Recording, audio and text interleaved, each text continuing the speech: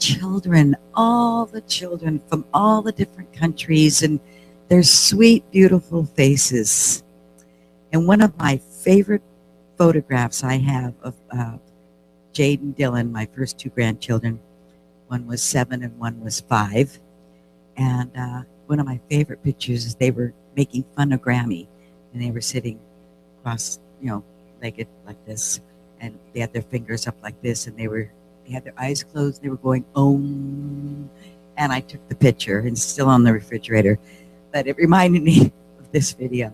But Dr. Pat Campbell posted this on Facebook. I guess it was yesterday, and I was intrigued because it said, once you hear this chant, it'll take you to a different place. So I listened to it and watched it, and then I closed my eyes and just listened to it and chanted with her, and it does. So it's really, really powerful. So I loved it. So I wanted to share it with each and every one of you.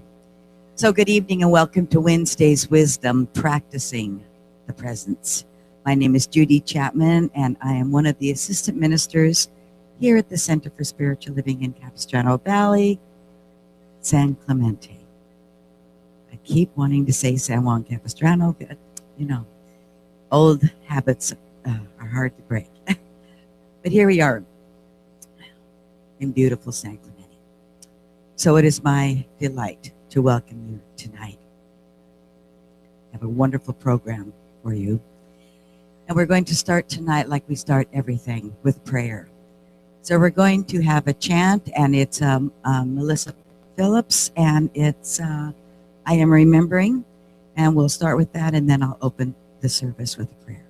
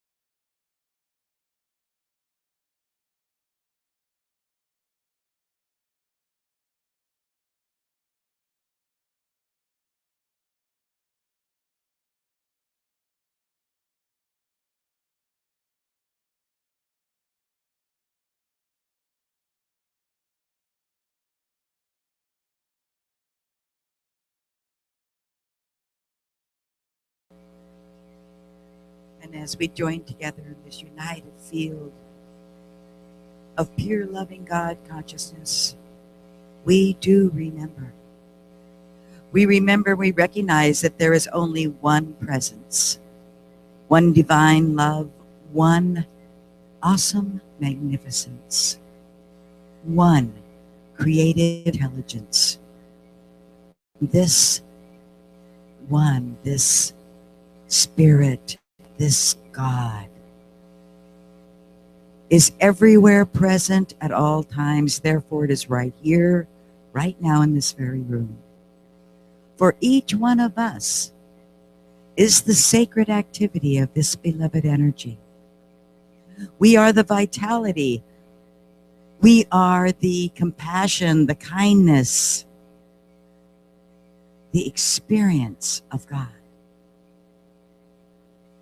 And so tonight I affirm and I decree that all is well, and that everyone here this evening gleans from this evening a jewel of wisdom,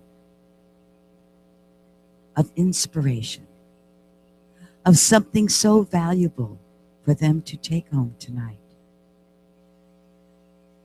I know that our speaker, Reverend Arpad, is filled with that love of spirit, and that his talk expresses that love, that inspiration, and that wisdom. And so each one of us are here on purpose, alive, awake, and aware of this energy within us. And so I fill my heart with gratitude as I say thank you. Thank you for this teaching, for this message tonight, and for this knowing of truth. And so I release, I let go as I place these words into divine mind. I anchor this affirmative prayer in confidence and in joy. So please say with me, and so it is.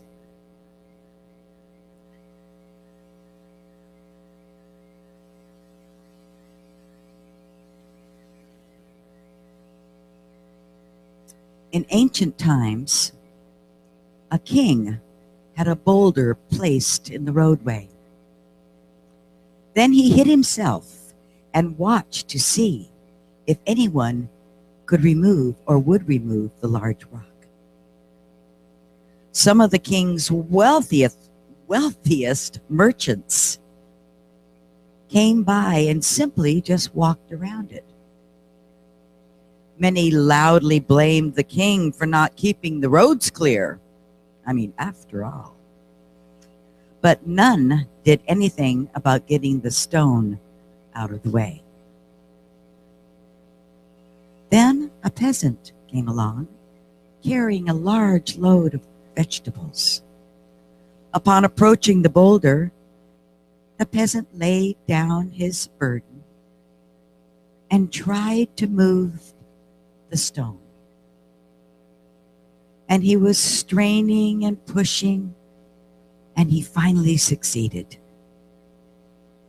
After the peasant picked up his load of vegetables, he noticed a purse laying on the road where the boulder had been. The purse contained many gold coins and a note from the king, indicating that the gold was for the person who removed the boulder from the roadway. The peasant learned what many of us never understand. Every obstacle that presents itself is an opportunity to improve our condition. I like that one because we all have obstacles. We all have mental blocks. We all have stuff that happens. We all have situations and circumstances that seem to burden us and weigh us down. They come and they go, but they're there. So we learn to move through that. Dr. Tom Costa always said, when you're going through hell, don't build a condo there. Just keep on moving through. The word is through, not in. So we're going through hell. We keep on moving on. And eventually, we get to the other side. And thank God we have our affirmations, our prayers, our belief system, our knowing, because we all know that knowing is much stronger than believing. We know the truth, and the truth sets us free. Sets us free from the worry and the concern on a continuous, perpetual timeline. So, I love the story. Did you like it? Did it mean anything to you? Happens all the time, doesn't it? We line ourselves up. When we are in the flow of the universal energy, everything lines up for us all the time. And sometimes we cannot see what's around the bend of the road or the river. But it's always something good, because God is good all the time, no matter what. So tonight, we have a wonderful, wonderful speaker, and he is not a stranger to anyone. He is our newest staff minister, and I am just so happy that he has joined us again. And by the way, he does have a class on Monday nights at 7. If you are so inclined, I know that he would love to have you come to that class. So please welcome Reverend Arpad Petrus, and his topic is Holiday Madness, Calling All Parents. Thank you, Reverend Judy. Thank you. Thank you for picking that song. It's one of my favorite chants, one of my favorite songs. We could easily rename this whole talk about remembering, because that's really what it's all about. So this is November, and this is my first potluck in the month of November. That was pretty cool. Now, for those of you who missed it, it really does start at 5:45, not 6:30 like I wrote. So that explains something, okay? But what a great way to start the month of November, with a sense of community, a sense of getting together about food and people and sharing thoughts and ideas. And the title of my talk is Holiday Madness, Calling All Parents. And I have a special fondness for parents. How many are parents in this audience? How many want to be parents? How many will never be parents? How many have gone through the holidays? Whew. I'm going to have to keep on going there, guys. So anyway, to me, the holidays has a good feeling. It means joy. It means happiness. It means, for me, parties and socializing and eating and drinking and baking cookies and playing with kids. And you can imagine the good feelings we all have about the holidays. But the holidays could also be a very sad time. We're not going to talk about the sad time.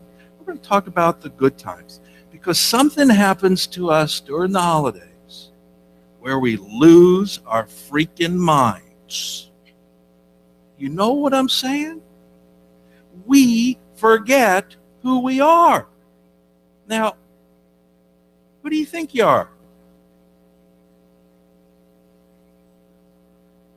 Grandma? So I'm a grandma. Okay. All right, now you're getting warmer. Anybody? Yes, we are individualized expressions of the one consciousness. We are divine beings in human form, having a human experience. And we are connected to God, life, source, spirit, whatever word you want to use. That's who we are. But that's what we forget. Because during the holidays, there are such great demands on us. Now, here's a trick question. How many hours are there in a day? 28? No. How many hours are there in a day? Okay, now, how many hours are there during the holidays in a day? 24. It's the same. But what happens? These great demands are placed on us that we don't seem to have any other time of the year. We are in the big four right now. Halloween, Thanksgiving, Christmas, and Julie's birth. Oh, Lord, let us all celebrate you right now, dear. Happy birthday. But do you notice that the energy is already shifted? You had Halloween. All of a sudden, magically, when it became November, what did you start doing? You started thinking a little bit differently.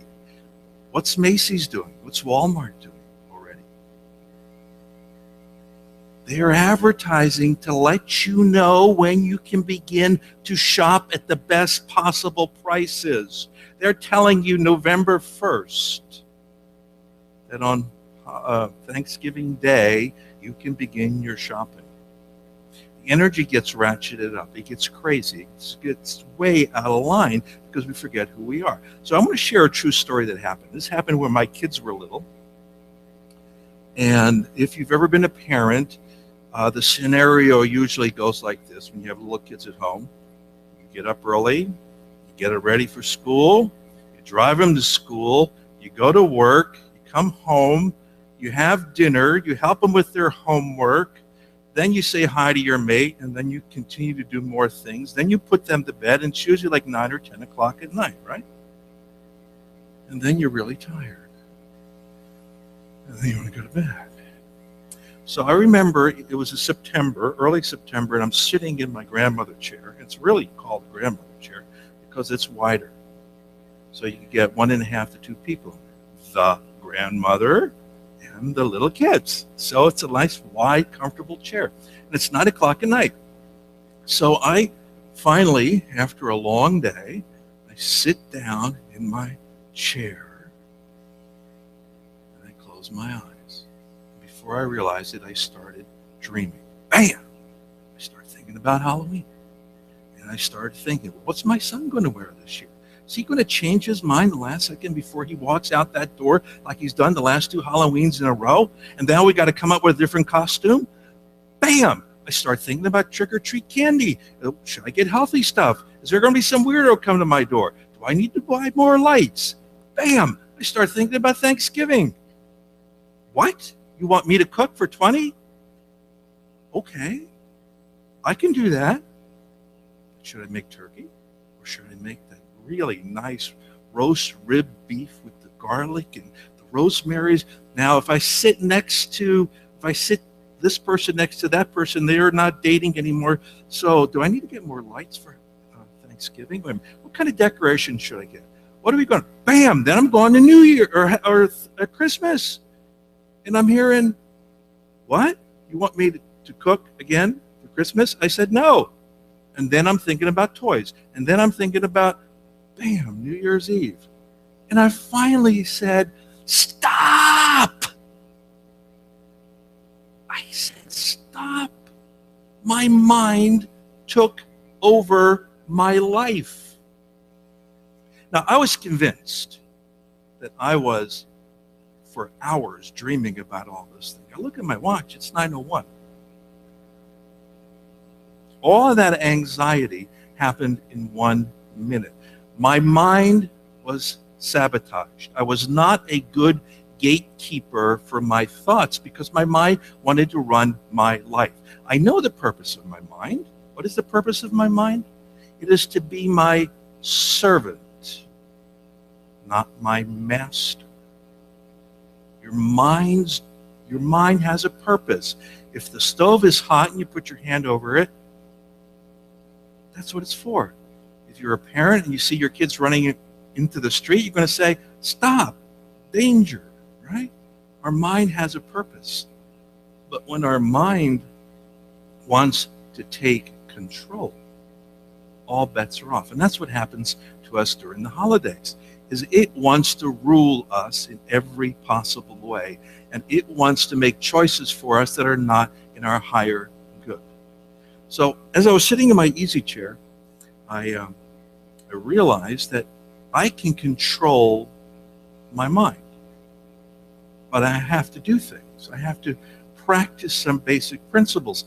So I started imagining, the big giant scales of justice, you see the blind lady, and the big scales. So I saw these two big monster scales. And the scales were me. They were my life, okay? So there's my life, JC, right? And then I saw these two big mounds of sand. This mound of sand was everything that was good about me. Every thought of love, consciousness, gratitude, kindness, joy. Everything that was special about me was in this pile of sand. Then over here on this other side was another pile of sand. But that pile was everything that I'm not. Anger, frustration, greed, resentment, annoyance, impatience, doubt, fear. They were in this pile. Remember, I'm a spiritual being having human experience. I get to decide which grain of sand that I want to pick up. During the holidays, you get to decide which grain of sand is the most important to you. If you pick up one at a time, eventually over time, you will start moving these scales one way or the other. Now, a couple things. You can be in balance, which is very desirable. But you could be out of balance. But being out of balance is not a bad idea. And how's that possible? Because suppose you filled your half with all the things that are good about you during the holidays. Suppose you made decisions during the holidays that empowered you to be your best. So here's another trick question. It's Christmas time. You've done all your shopping for everybody. You've bought all the gifts you're going to buy for people, and you're done. And this friend of yours comes up and says, "Hi, Merry Christmas, I have a gift for you." What do you do? Say thank you. Now, but how many at some point in your time would you have gone, uh-oh, I didn't buy them a gift. What am I going to do now? Think about it. Has anybody done that? I've done that. So what did that do? It creates another layer of anxiety and stress, because if you were true to yourself, you would say, thank you very much. That's really sweet that you honored me. And be okay with that choice, as opposed to rushing out to the store and going and getting something else to fill them up. Okay. How many people have done anything really crazy at the holidays? As a parent or as a single? Yes. What did you do?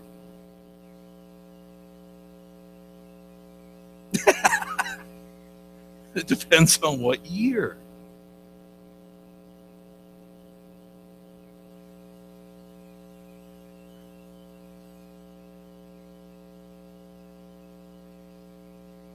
And why did you do that? Did it make you feel good? Because you had to take the duct tape off? I remember one time when my daughter was young, and how many remember the Cabbage Patch Dolls? Those were the hottest thing, I don't know, the 80s? And they were so cool because they were really positive role models for girls. They weren't the Barbie dolls, and the Ken dolls. We didn't have those. They were the one my daughter, I don't remember the doll's name, but it was a doctor. She had to have this doctor. Okay? And, we told her, Santa's going to deliver that. Right on. You're getting that for Christmas from Santa. Santa told us so. We knew it. We knew it. Except, if you didn't buy a Cabbage Patch doll in September, you weren't getting a Cabbage Patch doll. And October came by, we couldn't find one. And November came by, we couldn't find one. Now we're starting to panic because Santa said, right? We want to continue that illusion. Well, of course, it's a great illusion. It's a fun illusion. December came around, we couldn't find a Cabbage Patch doll. My sister-in-law was living in San Diego at the time, and she found one on Christmas Eve. Christmas Eve, she found one. So now what? She's in San Diego, but she's coming up Sunday, the next day for Christmas Day. So yes! So we had to figure out how we can spin this story and make Santa still look like the good guy. So the story went something like, well, Santa called us and said he was by the house and he has the doll, but it fell out of his bag and it's outside by the chimney. So my sister-in-law comes in, brings in the Cabbage Patch doll all wrapped up, gives it to us, and Santa was the hero. Do you have any idea how much stress we went through as parents to create and live that illusion? We lost our minds. And you all have lost your minds during the holidays at some point or another. See, to me, the holidays, for me, is about love. Life is about love, but the holidays are about love. And it's being loving. It's being lovable. It's coming from your core, from your essence, and making decisions that make you lovable and loving in everything that you do. Your children will get everything they ever needed. Always. If the decision comes from your heart first. It doesn't matter what your finances are. It doesn't matter what what's happening in your job or how much you have to work or don't have to work or what's happening. It doesn't matter if it comes from one core place, and that's your heart. That's your heart. Now think about how different the world would be if we really made every decision from love.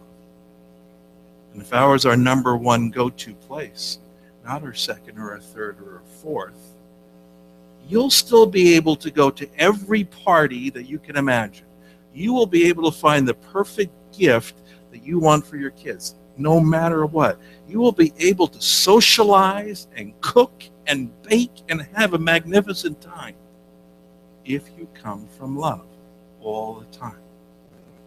Now, when you're a parent, and when you're a young parent, or not a young parent, but when you have young children at home, that task is incredibly difficult. Is it not for the young mothers in this group? Yeah? I'm looking at you, Lisa.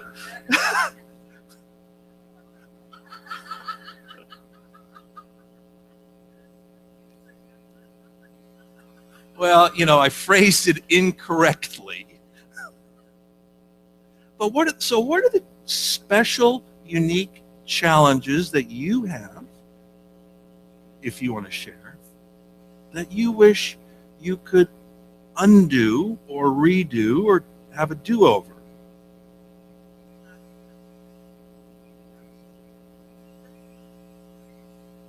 Say that again.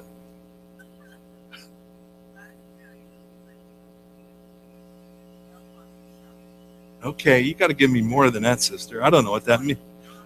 Oh, okay. The elf on the shelf.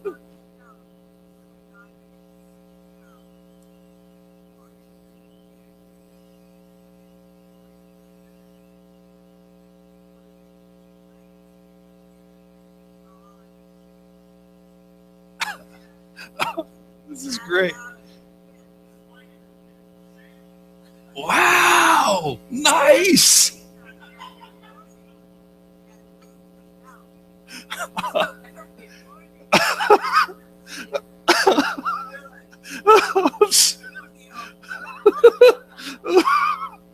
Oh my God, that's great. Okay. Anybody else? How about you, Joe? No?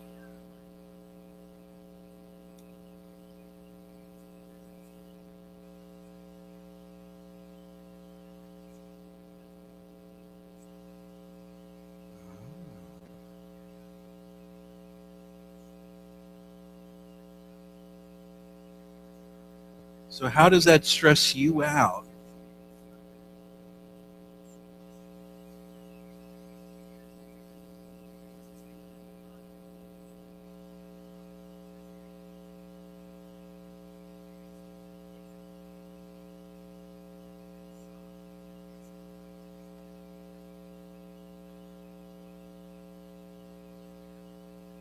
So maybe every day you get something that's love.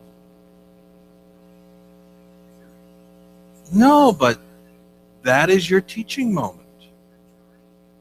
That is your teaching moment. And you have to have your entire family, grandma and ma, on down to support that, because he's going to go to the path of least resistance.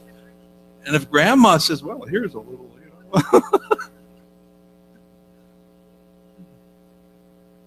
So it's about making decisions that empower you to be your best at all times.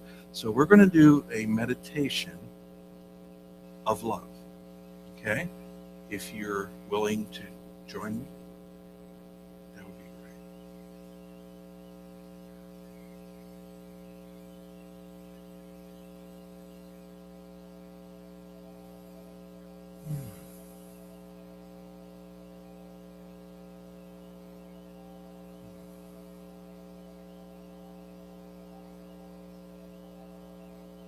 Just take a deep breath and just exhale.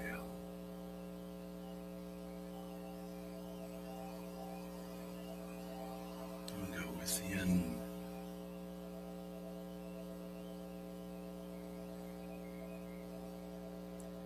What I want you to do is just go back in time. Just go back maybe 5 years ago. Just go back and look at what happened in your life 5 years ago. And just notice who you're with.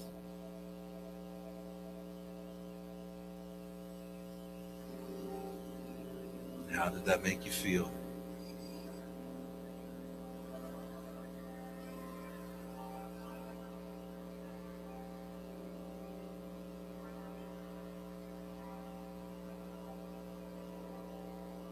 Go back in time 5 more years. And then 5 years after that, until you're about 3 years old. And just look at your life. Look at where you've been and what's happened to you.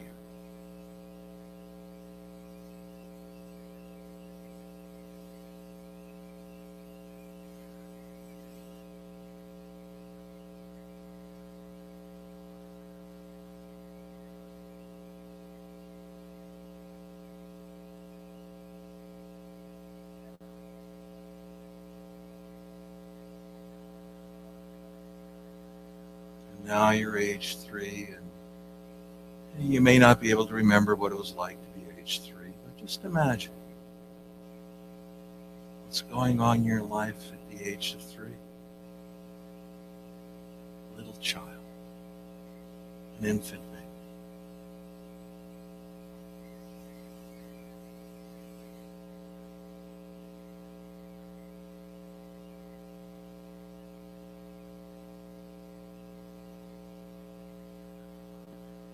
Go back even further to the moment of your birth.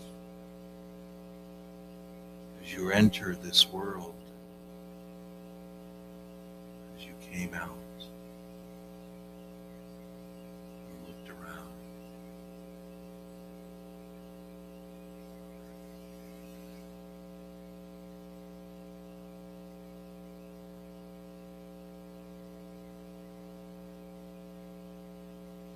Go back even further and imagine being in your mother's womb, hearing things and seeing things and feeling things.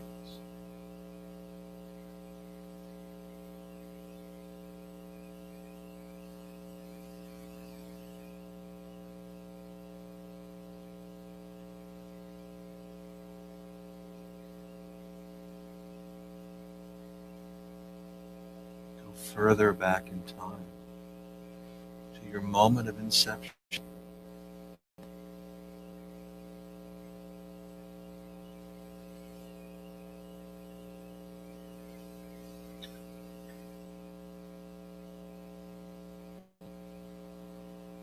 Now go back even further and sit with your soul.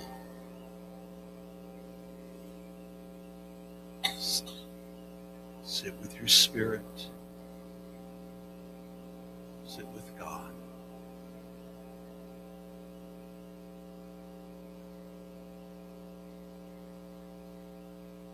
Ask your soul, why am I here?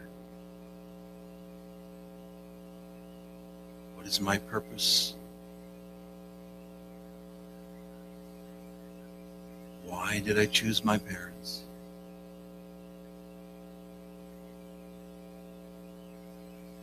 What do I need to hear?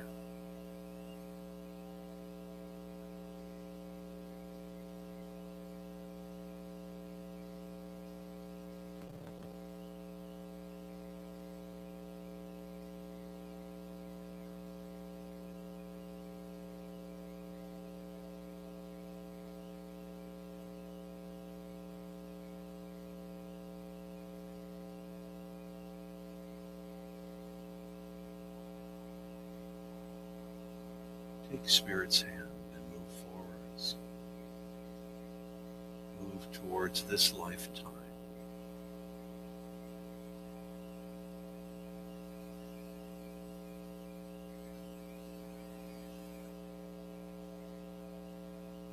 And look at your life today.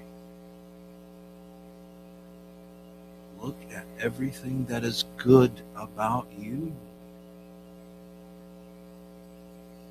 Look at all the joy that you have created. Look at all the wonder that you've had. Look at all the people that have interacted with you and have smiled because of your presence. Look at how you've made people feel, laugh.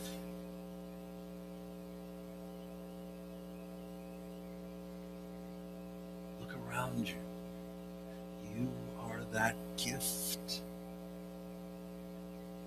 You are that divine, you are that sacred being that has so much to share and give in this world. You are not alone.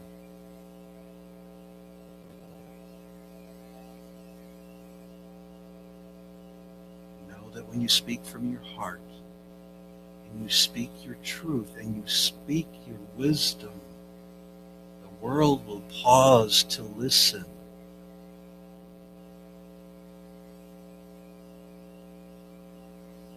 They will accept your love. They will accept your giving. They will accept you for all that you are.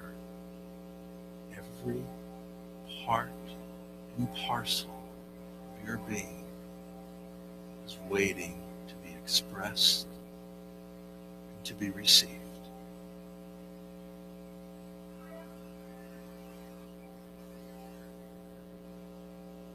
Now let go of Spirit's hand. Look at Spirit and say, thank you. Thank you for reminding me of who I am. I am more than that and more.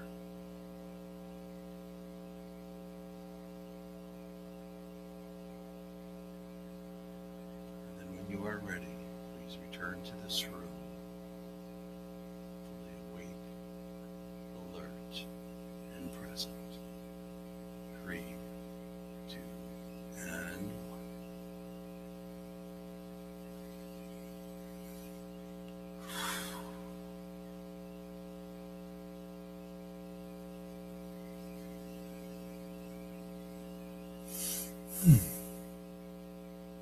You say after that, was anyone able to go anywhere? To go back a little further in time? Was anyone able to hear a message? Could be a feeling, could be a thought, an experience, a word, a phrase. Something that, yes, enjoy. Enjoy. All right. Does that resonate here?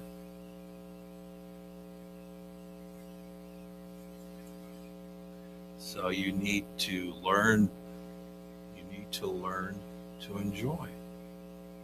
You need to learn to let in the goodness, because there is no way anything gets in unless something is released. So for you to enjoy, what can you give up? What are you willing to let go of that no longer serves you, that no longer makes you sing, no longer puts a smile on your face? That's the other part of it. You can let go of that, and joy rushes in. Just rushes in. Anybody else want to share? Yes, Jim.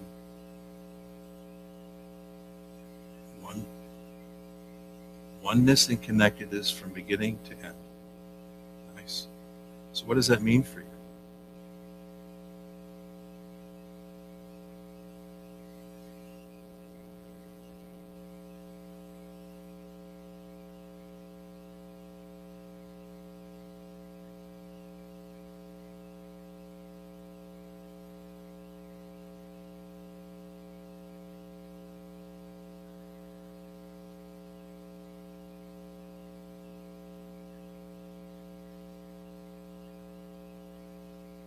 Awesome. Outstanding. Thank you. Anyone else? Yes? You smell it.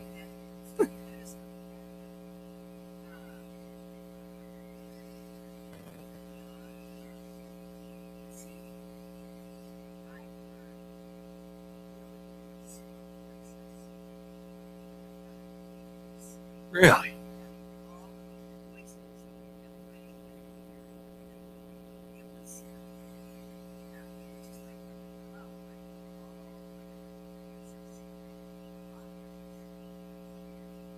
Wow. Have you heard it before?